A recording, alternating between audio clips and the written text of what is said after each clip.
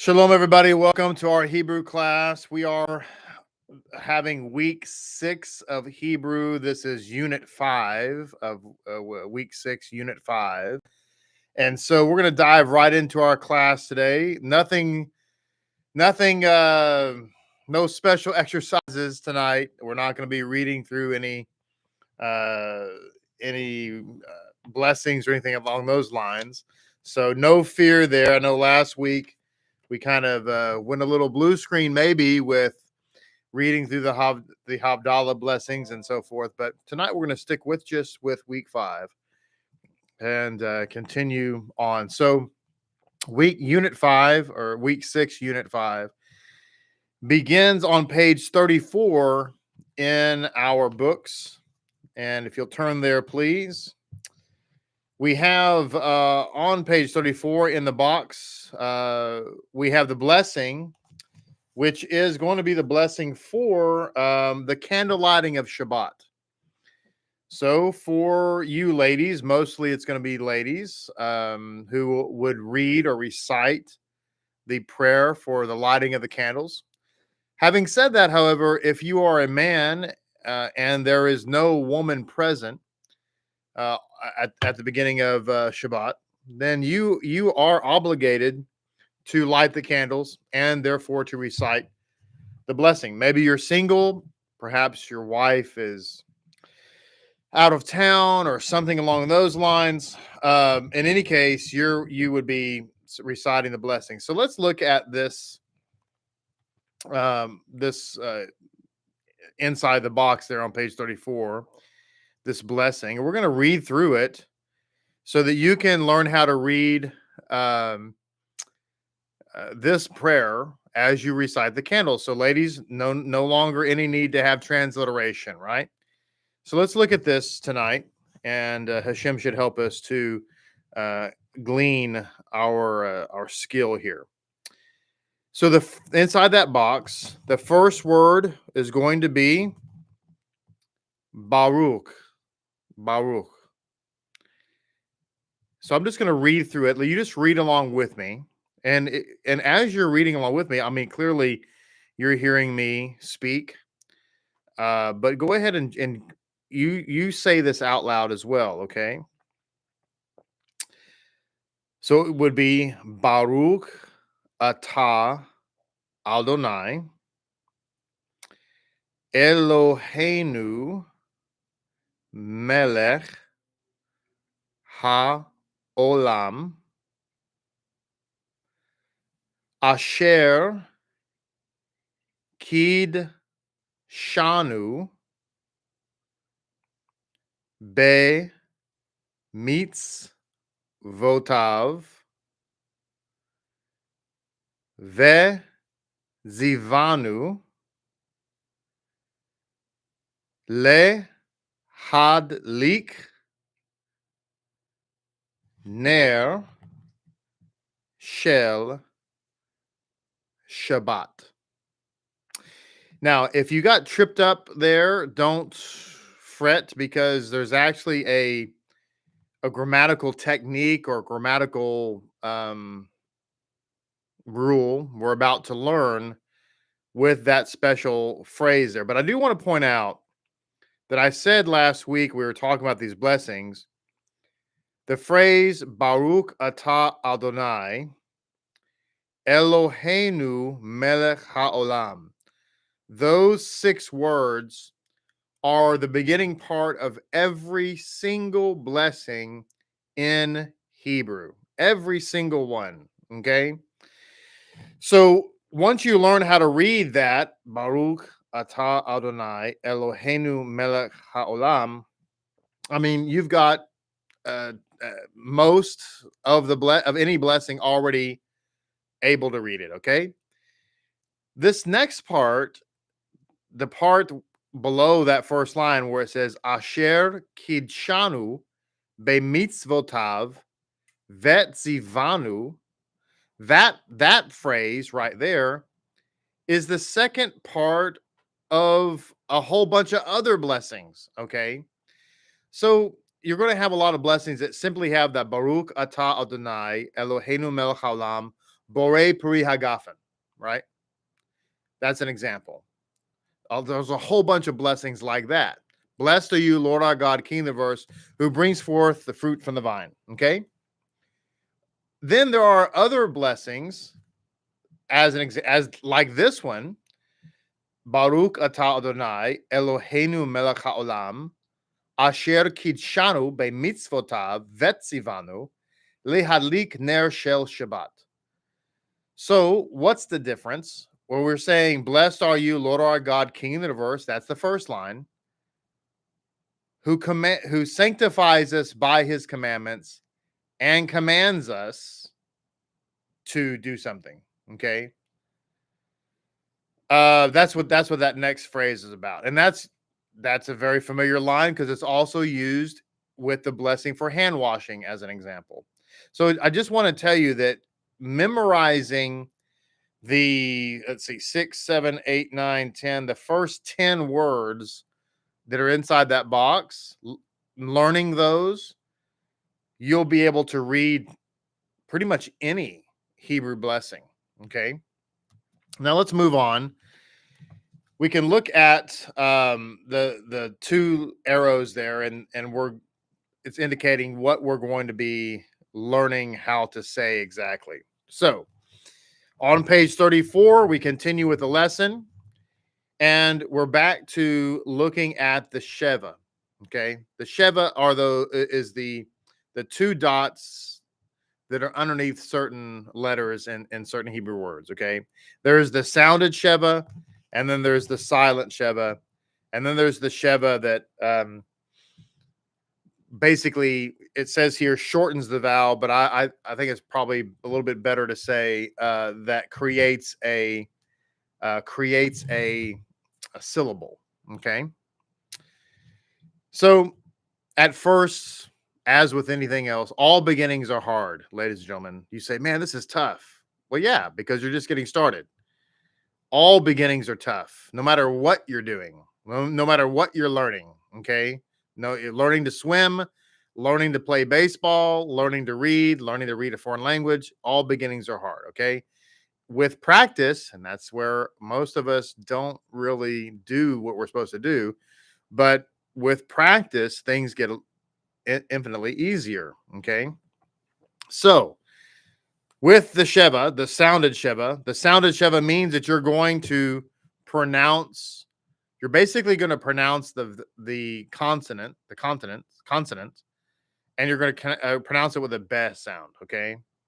So therefore, let's look at line 1 and play this out. Okay. Okay. First of all, let me pause here because Zakin Yagal said, I asked a good question. Where do you get the vo in the third word of the second line?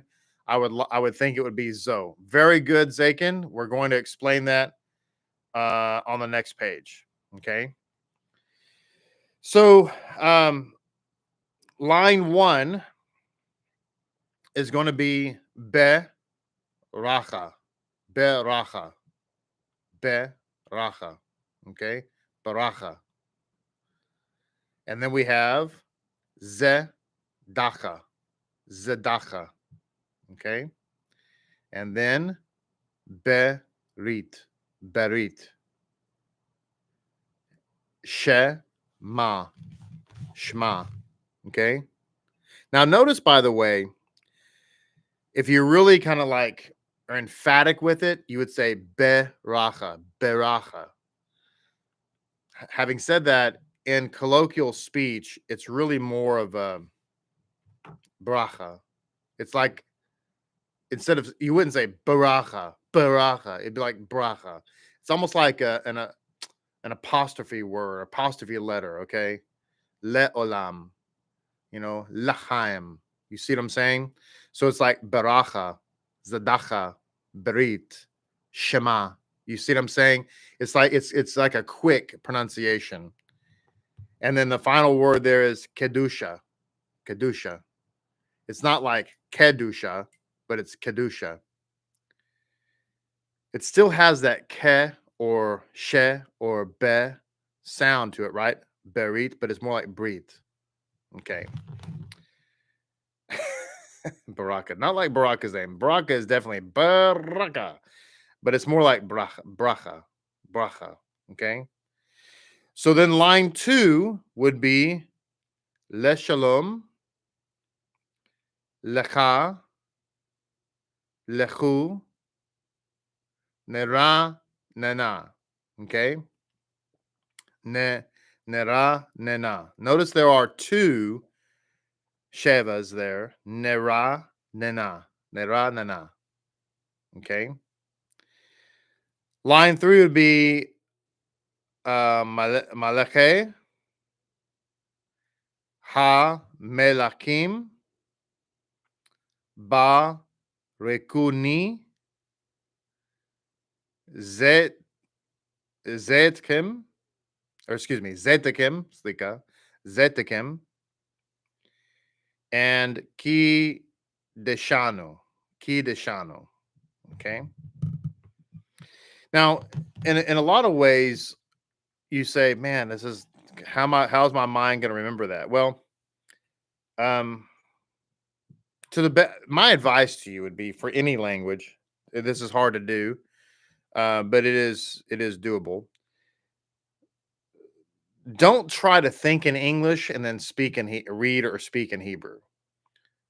Try to stop thinking in English, right? So that's number 1. Number 2, some of these words are just going to become eminently familiar with you, just like in English words. I think I told you in one of my first classes, I think, that we don't really, for those of us, English is obviously our first language. If you're on this program, some of you, Spanish may be your first language, but for most of us, English is our first language.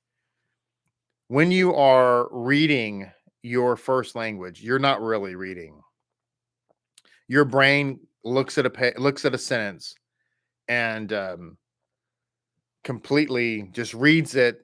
Does not really read it. It's more like a photograph, and that's why sometimes we misread words, because we're like, oh wait, that's not that. That's this. And speaking of missing vowels, the other day, Rebbetzin and I were driving down the freeway, and there was a sign, and it said, the digital sign said "road closed," and I didn't point out to her because we were in the middle of a conversation, and so it would have interrupted the conversation. But the road closed sign, I happened to notice that because they didn't have enough space in the digital sign to actually write out "road closed," they wrote "road closed" in such a way that they removed all the vowels. So they just had the consonants. But what was interesting is when I looked at that, because English is my first language, and it's also contextual. So there's a sign right on the highway. So it's a context. It wasn't like, what does that say? Instantly, my brain said road closed. And then it took me a minute. I looked at it again, because after a second, it's like, that looks odd. When I looked at it again, I realized, oh, there's not a single vowel typed on that sign.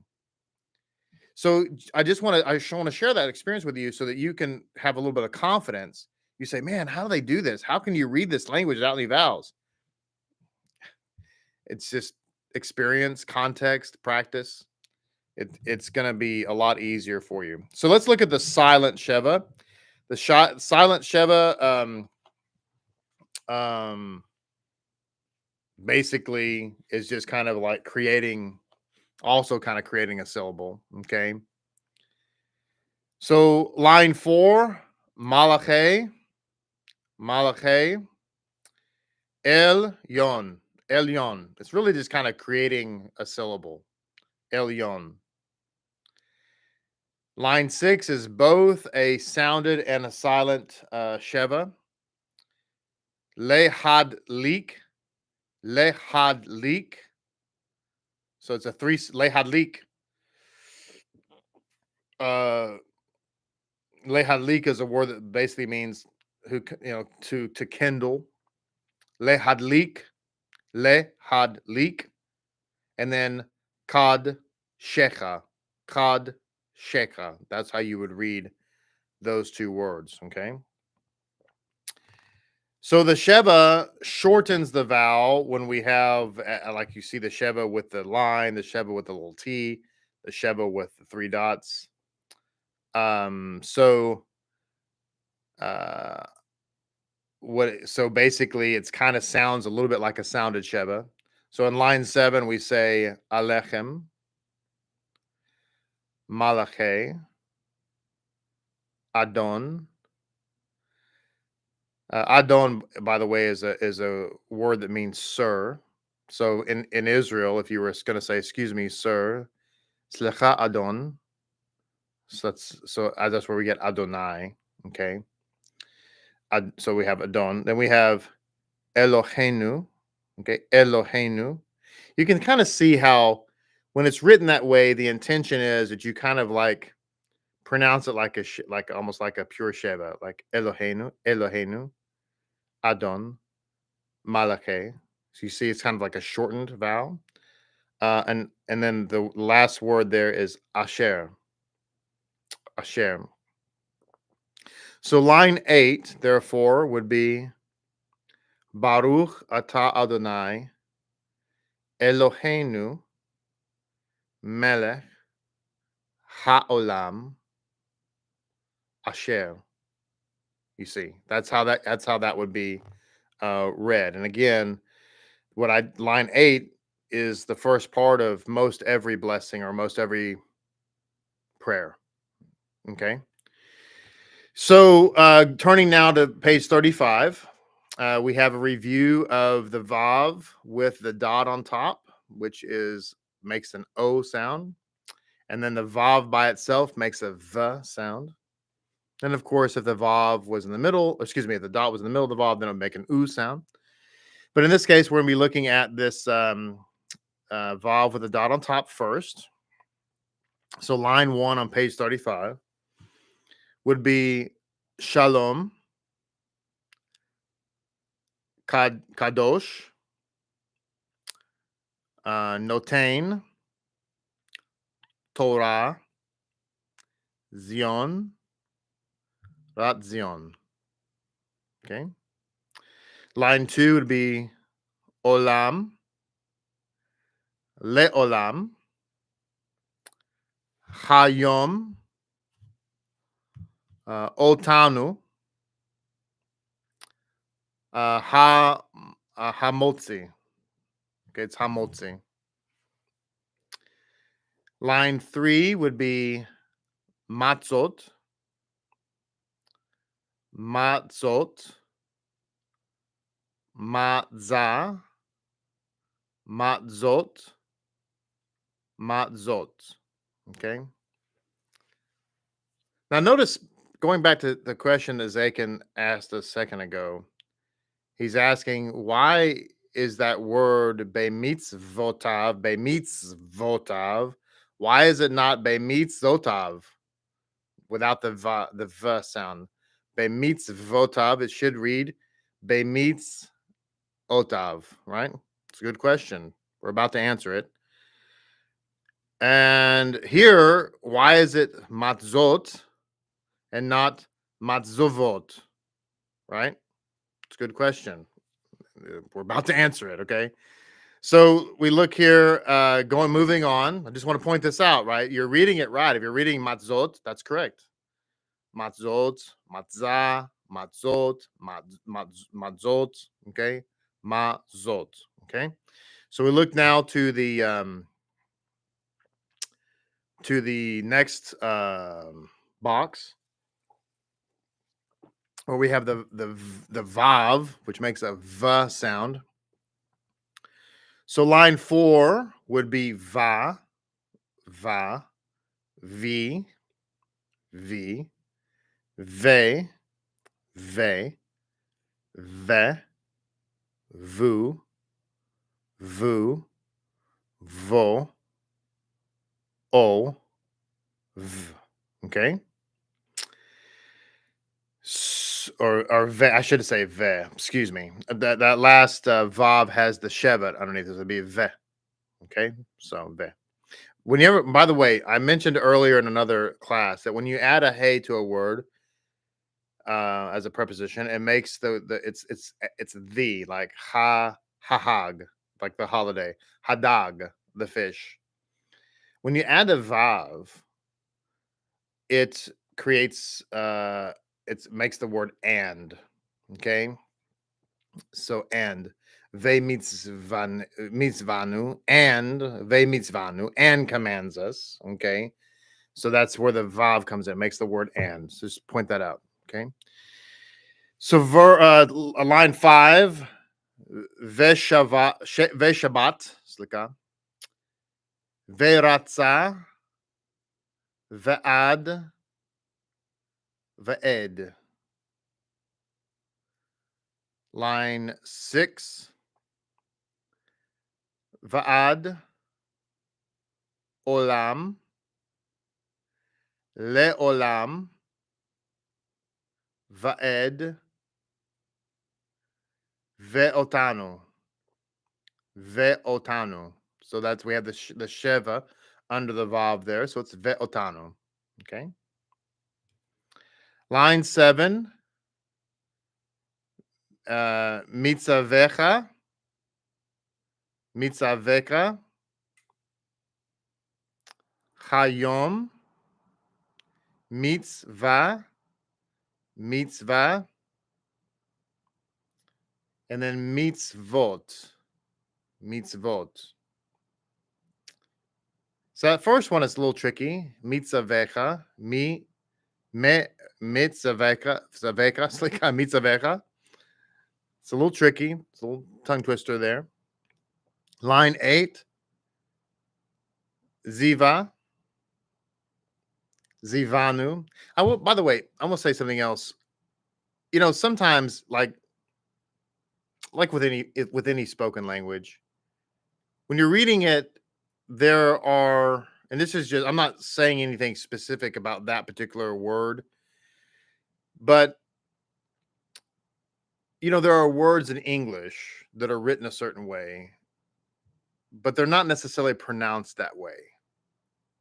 English is a difficult language, actually, because we have all kinds of weird things. It's probably not a good example, but what I really want to say in general is that sometimes you're looking at a Hebrew word. It's not very often, but sometimes you're looking at a Hebrew word and you're like, man, you know, that should be pronounced a certain way, but it's pronounced a little bit different colloquially, or just meaning in common speech.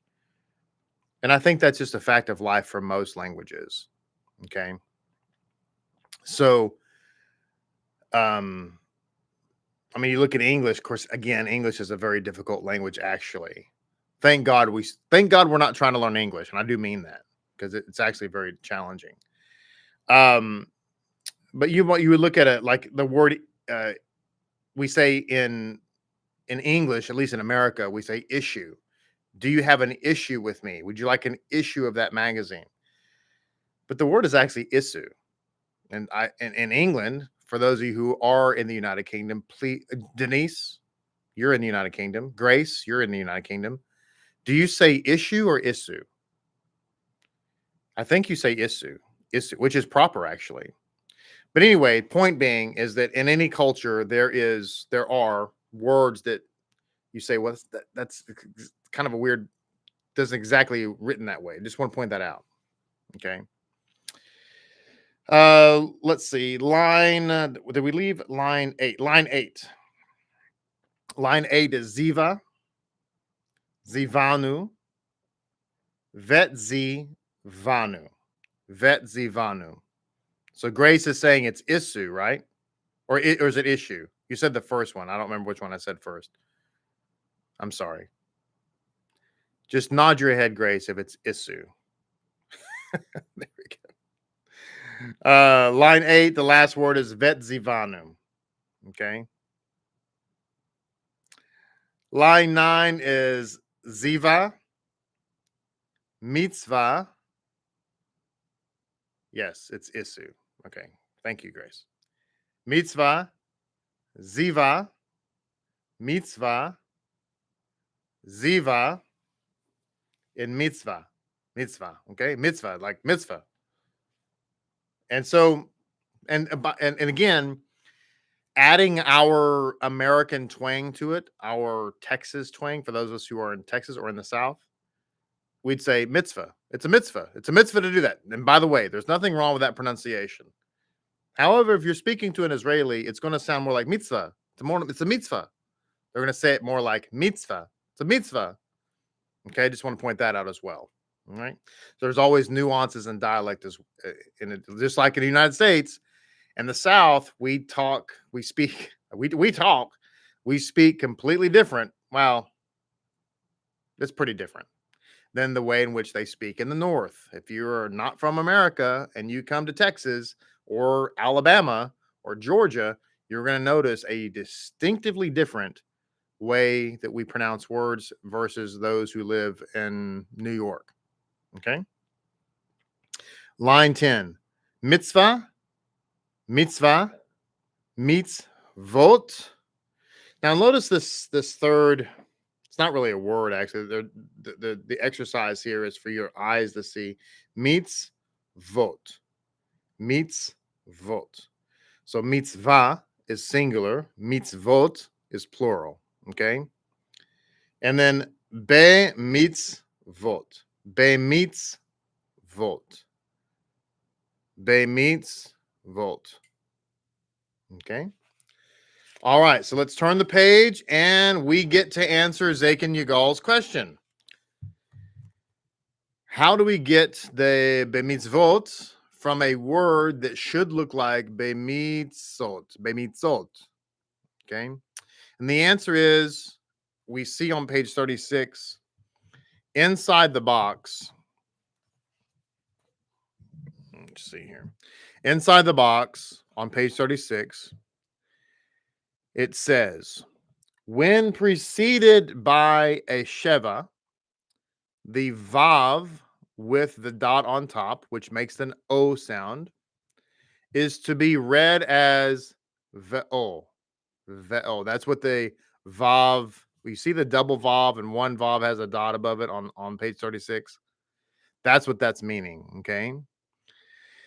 So if you look at the top of page 36, you have a mem, a zadi, a vav, and a tav.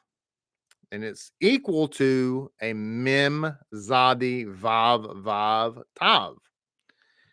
So if you look at the second word to the left of the equal sign, that would be read mitzvot,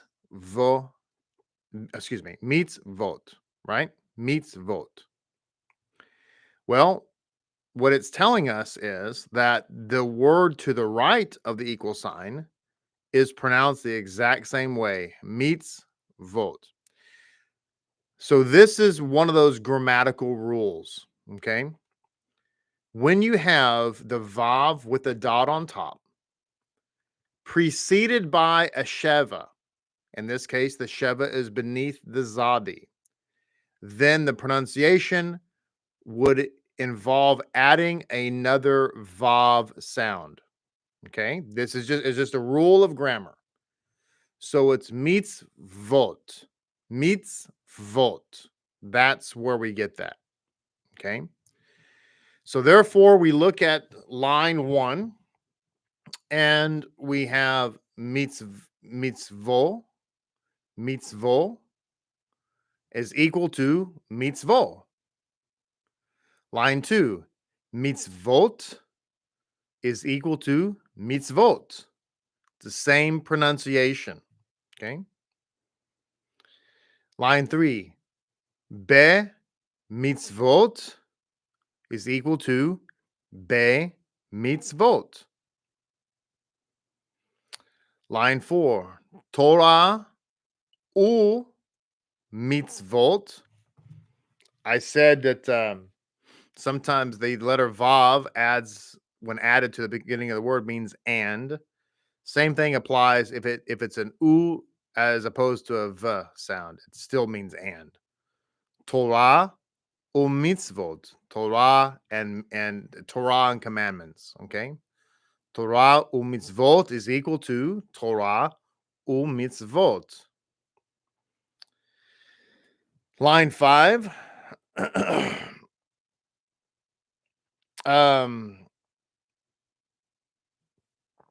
mitzvot, mitzvot Adonai, mitzvot Adonai. Okay. And then that is equal to mitzvot Adonai. That's the equal. Pardon me 1 second. Jonathan, welcome back. Whatever question you have that's not related to Hebrew or specifically to this class, then you're welcome to email us with that question. That'd be the best way, actually. Don't even put it in a comment to the video because that would be, it probably get missed given the context. But you can get on the website that you obviously have been to, and you can send us an email with your specific question, and we will do our best to give you the best possible answer. So thank you.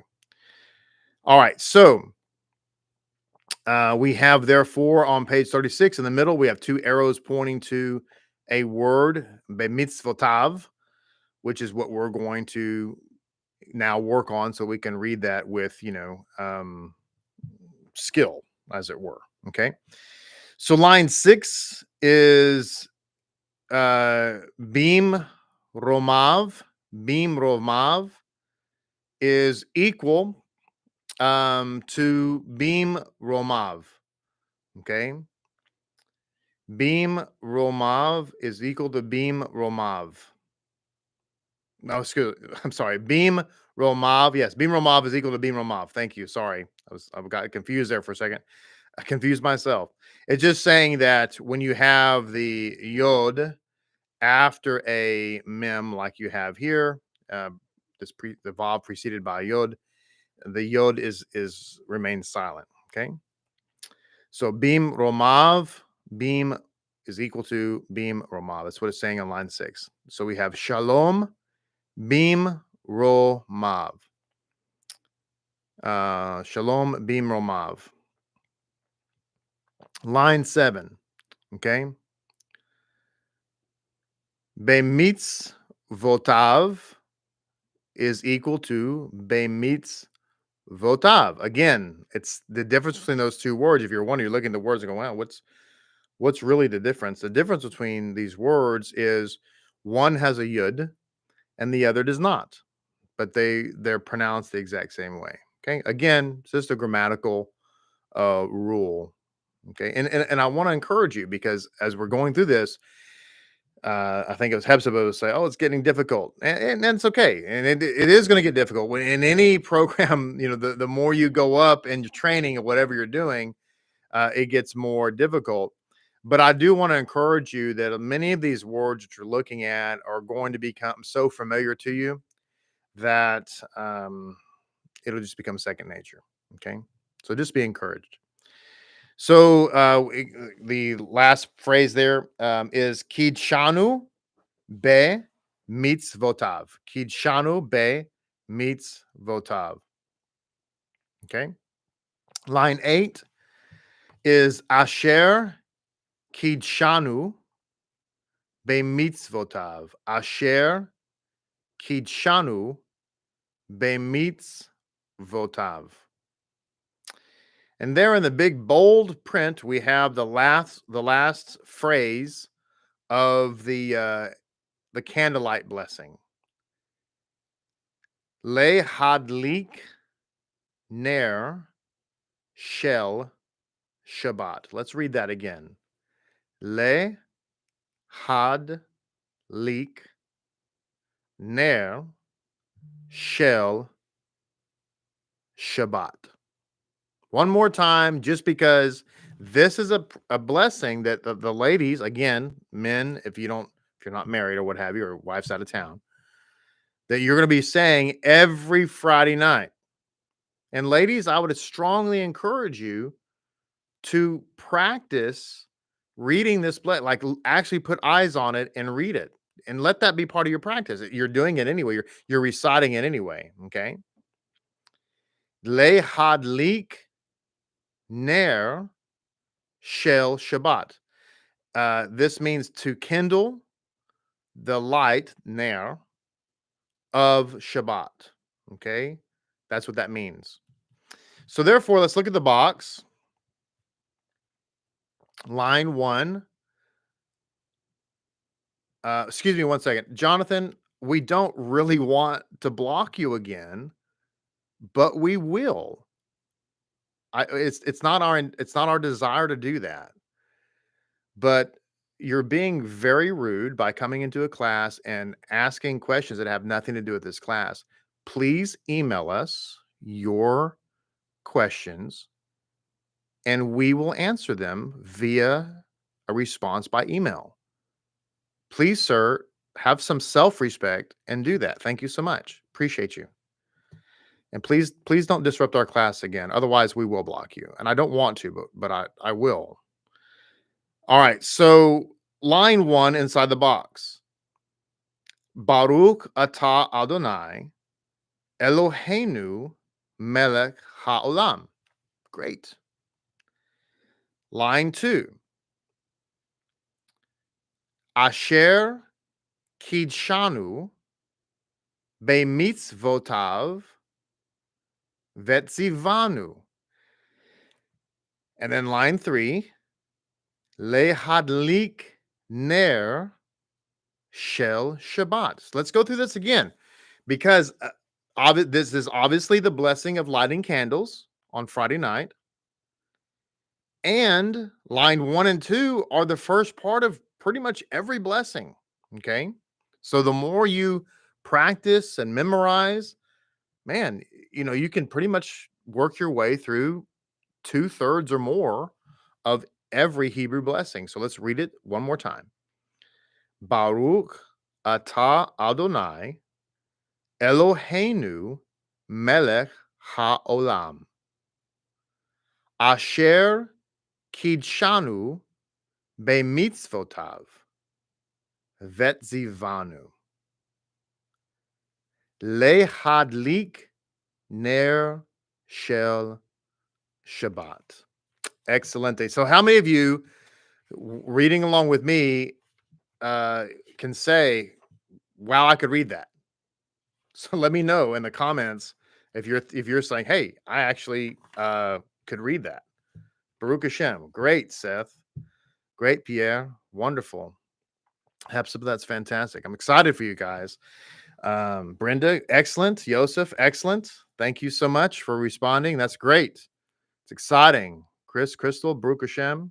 Zake and Yigal, yes, but much slower. No problem. No problem.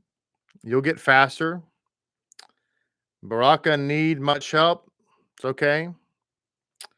Not, all of us process this type of stuff on different levels.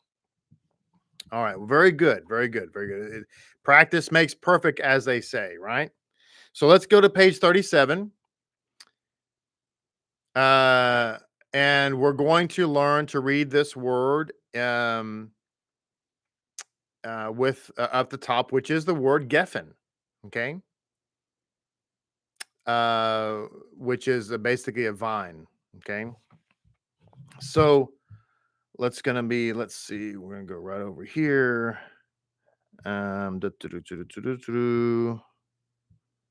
Yeah. All right. So inside the box, we have a new letter that's being introduced to us. I mean, I think it looks like a boot, or a person walking, maybe. I don't know. Or a dragon. I'm just kidding about the dragon. Just kidding. I made that up. But it's actually the Hebrew letter Gimel. Okay. And it makes a G sound. Okay. Pierre says looks like a high heel. All right. Very well. So it makes a G sound. So Gimel, G, hence the Gimel. Okay. G. So it just sounds like a G, like, Geffen or Griffin or whatever, like lots of different words. All right. So, or garden or Gan Eden, right? Gan Eden. So here we go. Line 1. Ga, ga, ge, gay, gay, gi, gi, goo, goo, go, go. Okay.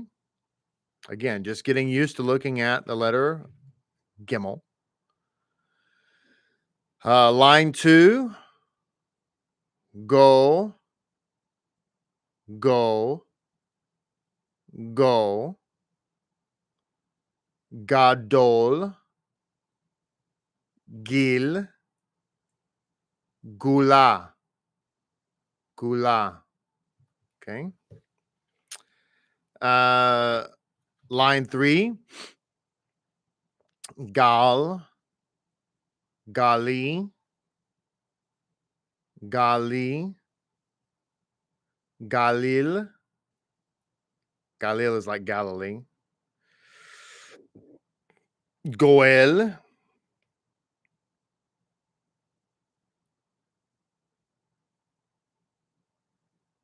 the third one, gali.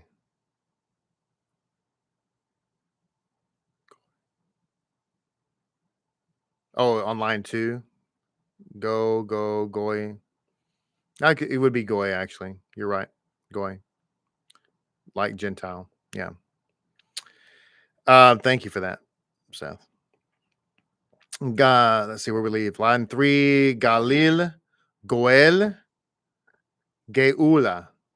Geula. Okay. Like the Geula.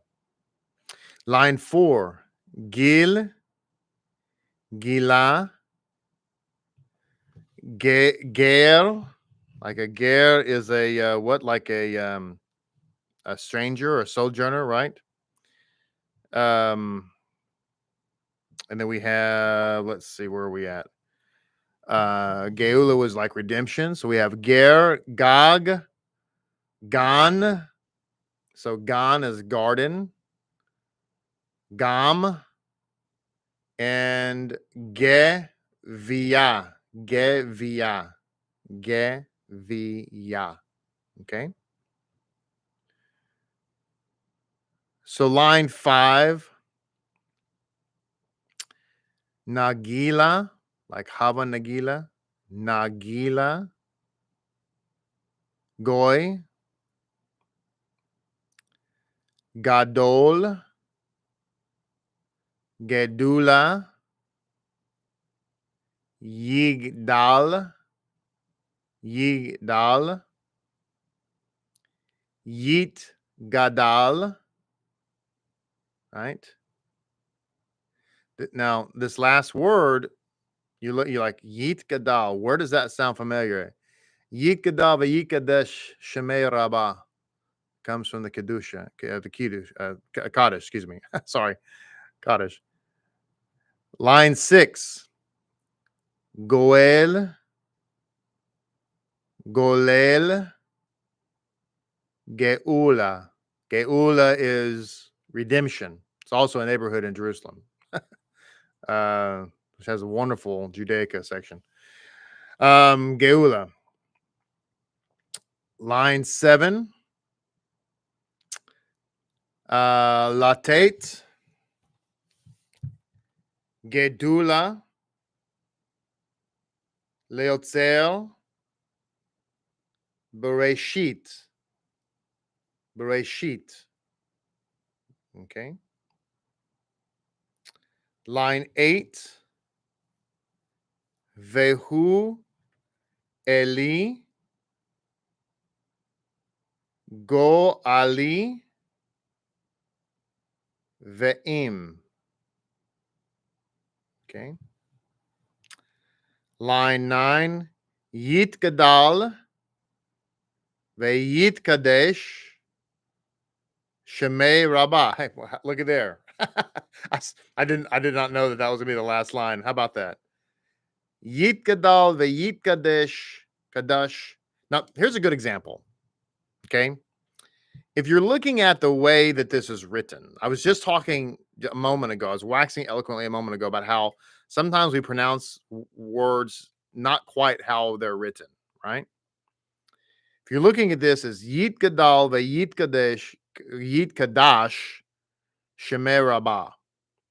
Now, there may be some Jews out there who actually say Yit Kadash. I'm not going to say there isn't. I've never heard anybody say it like that, though. Anytime I've ever been in a minyan and recited the mourner's Kaddish, I've always heard it pronounced Yit Gadol v'Yikadesh Shemei Rabbah. But it should say, it says dash and not desh. Okay, granted. Why is it different when it's spoken? I don't know. But Yit Gadol v'Yikadesh Shemei Rabbah. That's how we say it. If you've heard it differently, let me know. I personally haven't, but that doesn't mean it doesn't exist. So that's the first line. Yit Gadol v'Yit Kadash. I'm trying to read it out. It's written, and it doesn't work for me. Yit Gadol v'Yit Kadesh Shemei Rabbah. That is the first line of the mourner's Kaddish. All right, moving on from there to the next page, page 38.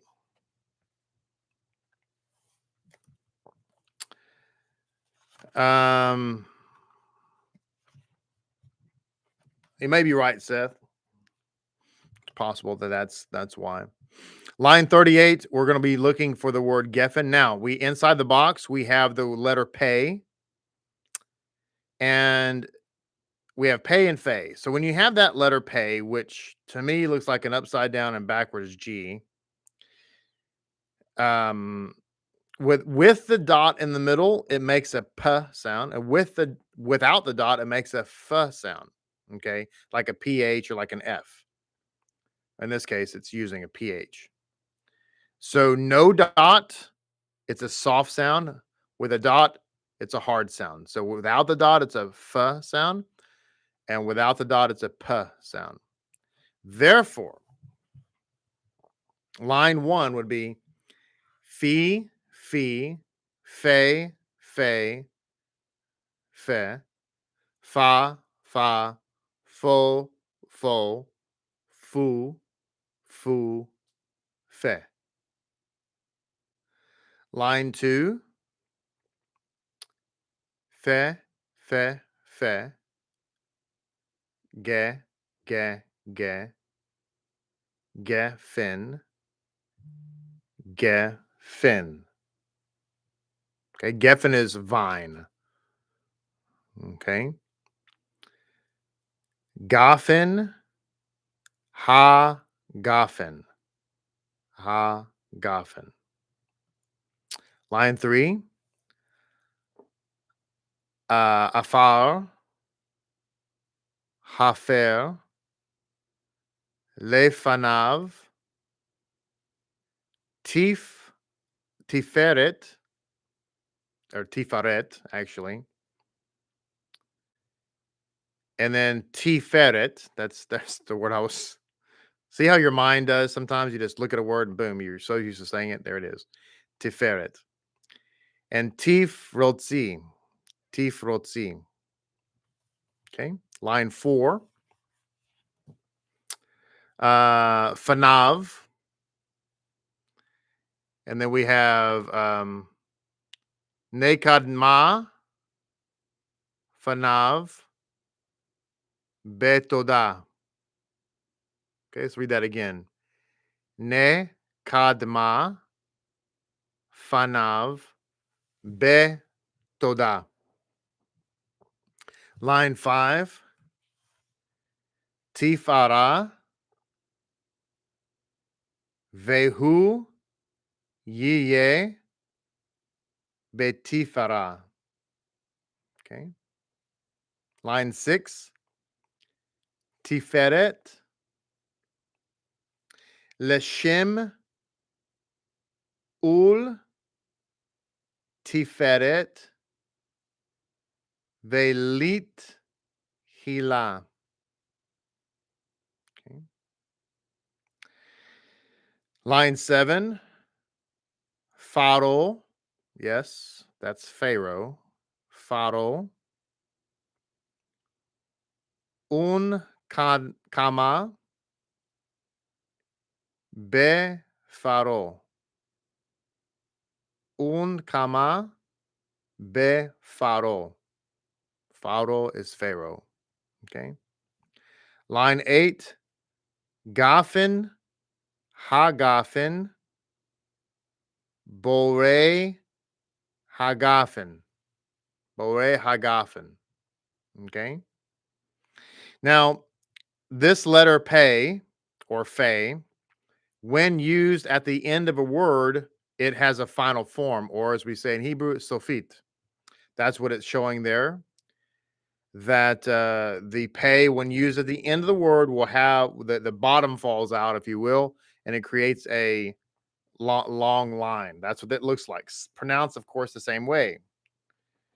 So in line 9, we have the word goof. Goof. It's an interesting word to me because in America, it's a slang to say you're so goofy, or that's just you're a goof. The word goof in Hebrew actually means body. Like goof hamashiach would be like the body of Messiah. So I know it sounds goofy. Haha. Anyway, line 9, so we have goof, and then we have ein lo demut haguf ve'eno goof.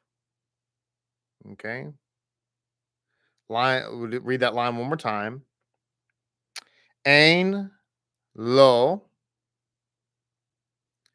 demut haguf ve'eno goof. That's how you'd read that. That's correct. Rebbetzin said goofy in English is like saying you're silly.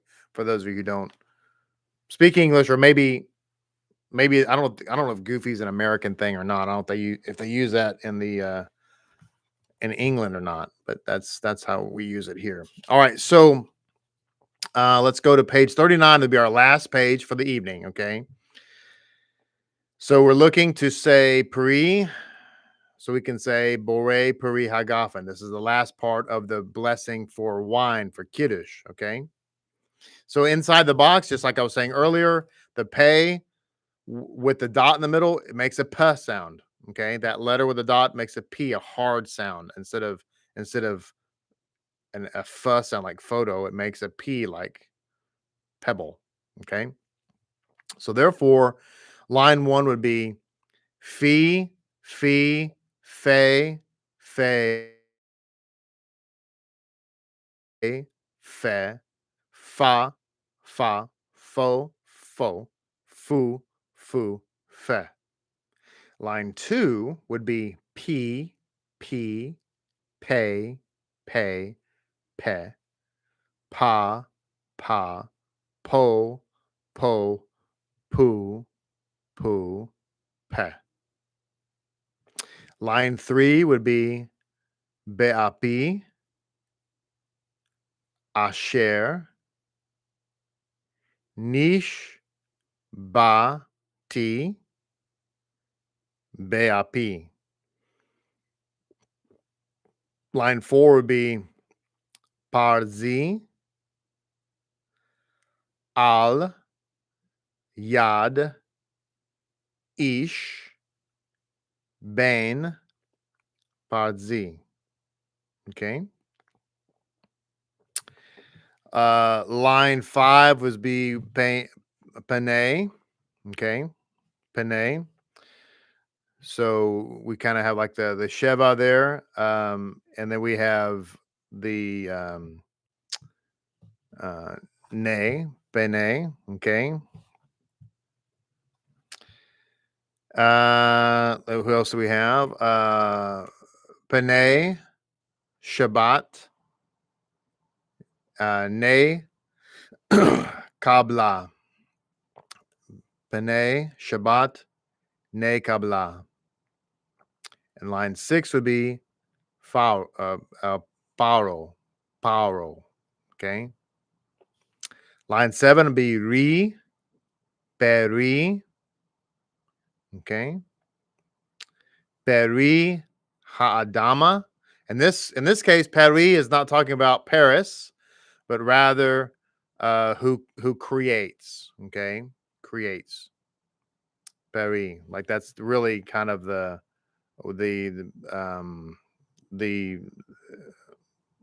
what it's actually trying to say, or not creates. It's the fruit. Bore is create. So this is the fruit. Sorry. Peri is the fruit. Okay, so peri hadama is the fruit of the earth. Okay, so line 8 is bore. That's the create part. My apologies. Bore peri hadama. Okay, who creates the fruit of the earth. Line 9 would be peri hagafen, the fruit of the vine. Peri hagafen. Okay, and line 10 is bore peri hagafen, who creates the fruit of the vine. Bore peri hagafen. All right, so to conclude our class tonight, we spent a lot of time learning how to read the blessing on candlelighting, and now we come to the blessing on Kiddush. So when you lift up your glass to say the Kiddush tomorrow night, or at Oneg, or whenever, right? You're saying a blessing over drinking wine. This is the blessing you would recite. Okay. And now you can read it. And I encourage you to read it. I'll encourage you to actually read the blessing when you are doing this as a point of practice. So here is the blessing inside the box at the bottom of page 39. This is the last thing we will read tonight. Baruch atah Adonai Eloheinu melech haolam borei peri hagafen. Now, all of you can say that. I say all of you Lapidniks, most all of you can say it, probably from memory. Now you can read it. End of our Hebrew class today. Thank you so much for joining me. And God willing, next week we'll be back on our regular schedule, which will be Wednesday night at 7 p.m. And yeah, be great. So practice, practice, practice. Practice makes perfect. That's how we learn to do anything. And this would include, of course, learning to read Hebrew. God love you all. Shabbat shalom. Excuse me. Shalom. We'll look forward to seeing you in the morning for our Aliyah.